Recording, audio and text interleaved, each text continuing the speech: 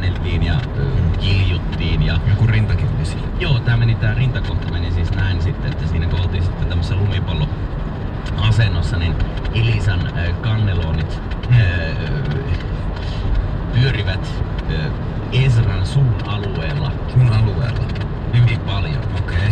Ja tästä tuli sitten tämmönen, täällä luki, että painted frenzy of his bulbous salutation. Se meinaa tämmöstä sipulimaista tervehdystä. Kuka siinä? Mikä oli sipuli? Kuka antoi sipulimaisen tervehdystä? Tää äijä. Mikä on sipulimainen tervehdys? Mä en tiedä itsekään. Sipulihan itkettää. Niin.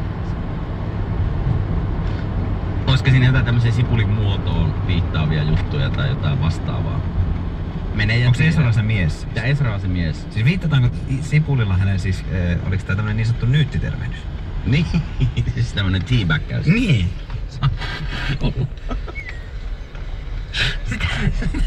Sitä en tiedä sitten, että ehkä tästä elokuvat kirjoistahan tehdään aina leffoja. Niin totta, niinku tästäkin varmasti.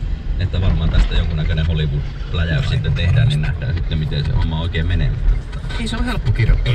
Kokeilkaa itse kirjoittaa tommonen seksikohtaus. Ei missään nimessä. Sillä voitettiin Bad Sex Award. Se olkoon vaan Morrissey.